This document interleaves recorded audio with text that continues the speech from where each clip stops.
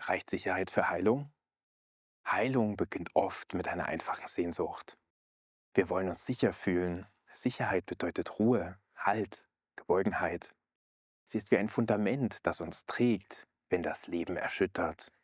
In der psychologischen Medizin wissen wir, ohne Sicherheit kann kein Heilungsprozess beginnen.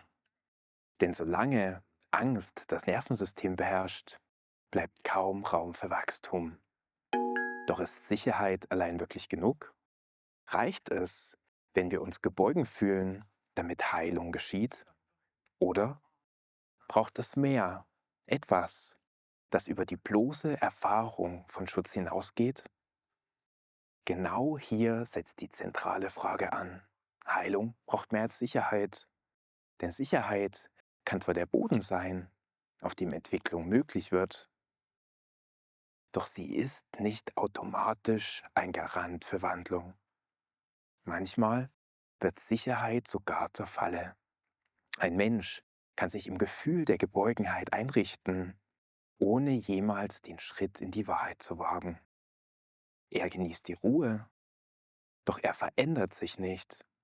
Er bleibt in seinen Mustern gefangen, nur weniger beunruhigt. Darum braucht Heilung drei Kräfte: Sicherheit, Wahrheit und Willen. Sicherheit gibt uns Halt, Wahrheit bringt Licht ins Dunkel und Wille schenkt uns Bewegung. Nur wenn diese drei zusammenkommen, entsteht Transformation. Sicherheit ist der erste Schritt. Sie beruhigt, sie schafft Vertrauen, sie nimmt den Druck. Doch wenn sie ohne Wahrheit bleibt, wird sie zum Schonraum der Täuschung verlängert. Wahrheit hingegen ist das Licht, das aufdeckt, was verdrängt wurde. Aber ohne Sicherheit kann dieses Licht blenden und verletzen. Und schließlich ist da der Wille, die Kraft, trotz Angst und Zweifel voranzugehen. Ohne Willen bleibt selbst die beste Einsicht wirkungslos. Das ist der Dreiklang, den wir im Blick behalten müssen. Boden, Licht und Bewegung. Sicherheit alleine genügt nicht, Wahrheit alleine genügt nicht, Wille alleine genügt nicht. Erst wenn sie zusammenwirken, öffnet sich der Raum, in dem Heilung wirklich geschieht. Vielleicht können wir uns das so vorstellen. Sicherheit ist wie der feste Boden, der uns trägt. Wahrheit, das Licht, das uns die Richtung zeigt. Und Wille ist der Schritt, den wir tun. Ohne Boden stürzen wir, ohne Licht irren wir, ohne Schritt bleiben wir stehen. Heilung geschieht, wenn alle drei Kräfte in uns lebendig werden.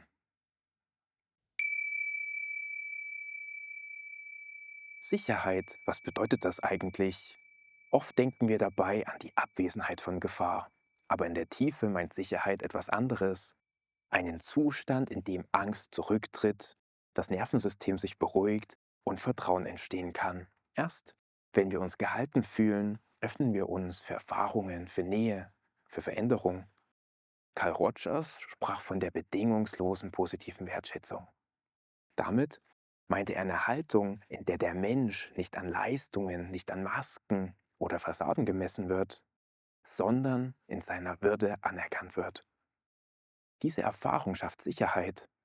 Ähnlich beschrieb Donald Winnicott das Holding Environment, einen Raum, in dem der Mensch emotional getragen wird, sodass er die Balance zwischen Abhängigkeit und Selbstständigkeit entwickeln kann. Auch die Neurowissenschaft bestätigt, Sicherheit schaltet das Gehirn vom Alarmmodus in den Lernmodus. Wenn Bedrohung überwiegt, aktiviert das limbische System Flucht oder Abwehr. Doch wenn Vertrauen da ist, wird der präfrontale Kortex aktiviert. Kreativität und Selbstreflexion werden möglich. Sicherheit ist also kein Luxus, sondern eine Grundbedingung für Entwicklung. Aber Sicherheit ist nicht automatisch heilsam. Sie hat zwei Gesichter. Sie kann Heilung fördern oder sie kann zur Stagnation führen. Denn wenn Sicherheit verwechselt wird mit Schonung oder mit der Abwesenheit von Wahrheit, dann wird sie trügerisch. Ein Mensch kann den sicheren Raum nutzen, um endlich den Mut zu fassen, sich seinen Themen zu stellen. Oder er kann ihn missbrauchen, als Ort, um seine Täuschung zu bewahren, seine Verdrängung zu stabilisieren, seine Masken aufrechtzuerhalten. Genau hier liegt die Verantwortung des Begleitenden. Ein sicherer Raum ist kein Platz, an dem alles erlaubt ist, nur damit Harmonie herrscht. Er darf nicht zur Bühne für Selbstbetrug werden, denn Sicherheit kann auch missbraucht werden. Und wenn wir das Stillschweigen zulassen, machen wir uns mitschuldig.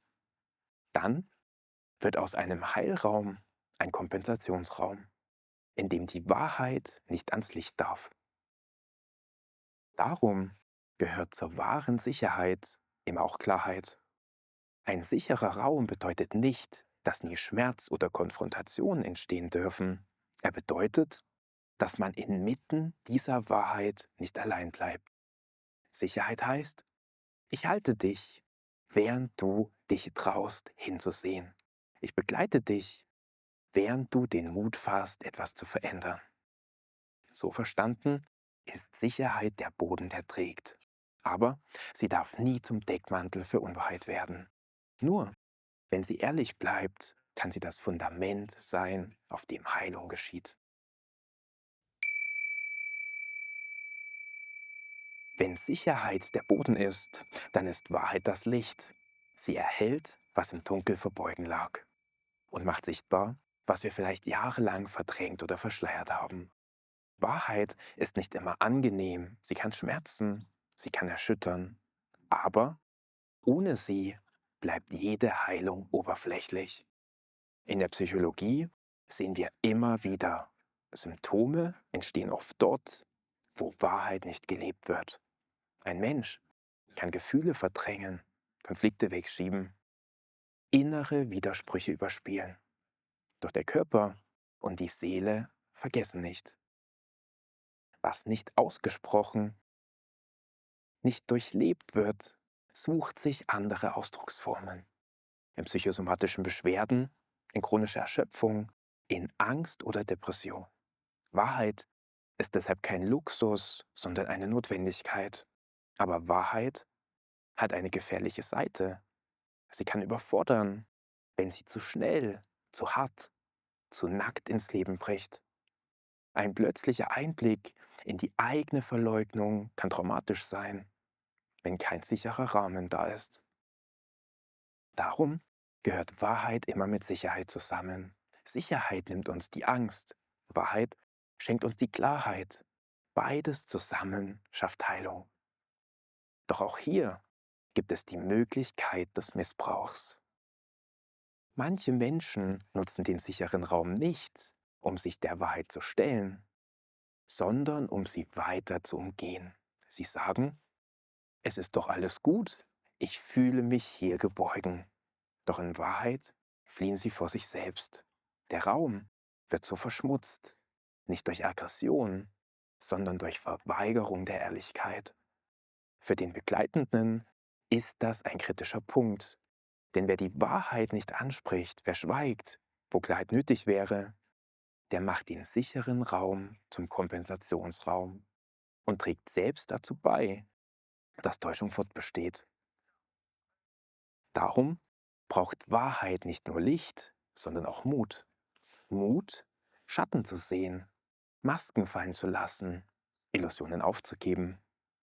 Wahrheit bedeutet, dass wir uns selbst begegnen, ohne Ausflüchte, ohne das war schon immer so oder ich kann das nicht anders. Wahrheit fordert uns heraus, Verantwortung zu übernehmen. Heilung geschieht, wenn Wahrheit nicht länger Feind, sondern Verbündeter wird.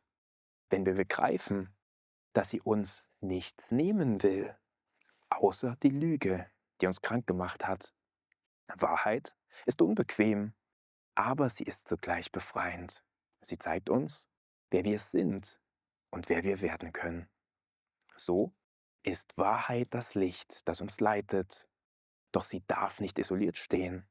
Ohne Sicherheit blendet sie, ohne Willen bleibt sie folgenlos. Erst im Dreiklang mit Sicherheit und Wille entfaltet sie ihre heilsame Kraft. Sicherheit gibt uns Halt. Wahrheit schenkt uns Klarheit. Doch ohne den Willen bleibt alles stehen. Wille ist die Kraft, die uns in Bewegung setzt. Er ist mehr als ein Wunsch, mehr als ein vages Hoffen. Wille bedeutet, ich entscheide mich, den Schritt zu tun, auch wenn es schwer ist. Ich wähle die Wahrheit, nicht nur zu sehen, sondern ihr auch zu folgen. Viktor Frankl, der Begründer der Logotherapie, hat diesen Gedanken in einer radikalen Klarheit formuliert. Selbst in Leiden, in Situationen, die von außen aussichtslos erscheinen, bleibt dem Menschen eine letzte Freiheit. Die Freiheit, sich zu seiner Lage zu verhalten. Diese Freiheit ist der Kern des Willens. Sie macht uns handlungsfähig. Sie lässt uns gestalten, statt nur zu erleiden. Doch Wille ist nicht einfach da. Er muss geweckt, genährt und gestärkt werden. Viele Menschen haben gelernt, dass ihre Entscheidungen keine Bedeutung haben, dass sie ausgeliefert sind. Heilung bedeutet dann auch, den eigenen Willen wieder zu entdecken. Die Erfahrung zu machen, dass meine Wahl zählt, dass meine Schritte eine Veränderung bewirken können. Hier zeigt sich auch, warum der Wille unersetzlich ist. Sicherheit allein kann uns in einer bequemen Komfortzone einschließen. Wahrheit allein kann uns in die Überforderung stürzen. Erst der Wille macht beides fruchtbar. Er verwandelt Sicherheit in ein Sprungbrett und Wahrheit in eine Orientierung. Ohne Willen bleiben Erkenntnisse Theorie, Gefühle bleiben im Kreis der Wiederholung. Doch auch der Wille ist gefährdet, missbraucht zu werden. Manche Menschen verwechseln Willen mit bloßer Sturheit oder mit dem unreflektierten Durchsetzen eigener Muster. Dann ist Wille kein Motor der Heilung, sondern eine Verstärkung der Vermeidung. Der wahre Wille dagegen ist verbunden mit Verantwortung. Er fragt nicht, wie kann ich die alten Lügen aufrechterhalten? Er fragt, bin ich bereit, die Konsequenzen der Wahrheit zu tragen? Wille heißt, nicht länger warten, bis jemand mich rettet, nicht länger Ausflüchte suchen, sondern den eigenen Schritt zu tun. Auch wenn er klein ist, auch wenn er unsicher wirkt. Jeder Schritt im Willen verändert die Richtung des Lebens. Darum ist der Wille die dritte Kraft im Dreiklang von Heilung. Sicherheit gibt uns den Boden, Wahrheit gibt uns das Licht und Wille gibt uns die Bewegung. Ohne ihn bliebe alles beim Alten, mit ihm aber wird Heilung zur gelebten Realität.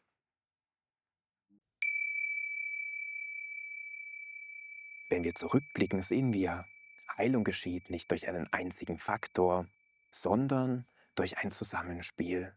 Sicherheit allein reicht nicht, Wahrheit allein reicht nicht, Wille allein reicht nicht. Es ist der Dreiklang. Erst im Dreiklang entfaltet sich die Kraft, die wirklich trägt. Sicherheit ist der Boden, ohne ihn stürzen wir. Sie gibt uns Halt, Vertrauen, ein Gefühl des Getragenseins. Aber bleibt sie allein, kann sie zur Komfortzone werden, in der wir uns einrichten, ohne je zu wachsen. Wahrheit ist das Licht. Ohne sie irren wir. Sie zeigt uns, was wir nicht sehen wollen, deckt auf, was verdrängt wurde. Aber steht sie allein, kann sie blenden, verletzen, überwältigen. Und der Wille ist die Bewegung. Ohne ihn bleiben wir stehen. Er verwandelt Erkenntnis in Handlung, Geborgenheit in Entwicklung, Licht in Richtung. Doch auch hier liegt Verantwortung. Für den, der begleitet, heißt das, den Raum zu halten, aber nicht missbrauchen zu lassen. Sicherheit darf niemals zur Deckung für Lüge oder Selbsttäuschung werden. Denn wenn wir wegschauen, wo Klarheit nötig ist, machen wir uns mitschuldig. Heilung verlangt den Mut, Geborgenheit mit Ehrlichkeit zu verbinden und den Willen, den nächsten Schritt zu gehen. Vielleicht können wir uns das Ganze wie einen Weg in der Nacht vorstellen. Sicherheit ist der Weg unter unseren Füßen. Wahrheit ist das Licht, das uns zeigt, wohin der Weg führt. Und Wille ist der Schritt, den wir tatsächlich gehen. Boden ohne Licht bleibt dunkel. Licht ohne Boden bleibt schwebend. Ein Schritt ohne beides führt ins Leere. Erst wenn alle drei zusammenwirken, kommen wir wirklich voran. Das ist die Botschaft. Heilung braucht mehr als Sicherheit. Sie braucht das Licht der Wahrheit, sie braucht die Kraft des Willens und sie braucht das Zusammenspiel dieser drei Dimensionen. Wenn wir sie verbinden, entsteht ein Raum, der nicht nur schützt, sondern verwandelt. Ein Raum, in dem Täuschung ans Licht kommt, in dem Mut wächst, in dem der nächste Schritt möglich wird. Heilung bedeutet dann nicht mehr, in einem Schonraum zu verharren. Sie bedeutet, in einem wahren Raum zu leben, getragen von Sicherheit, erleuchtet von Wahrheit, bewegt vom Willen.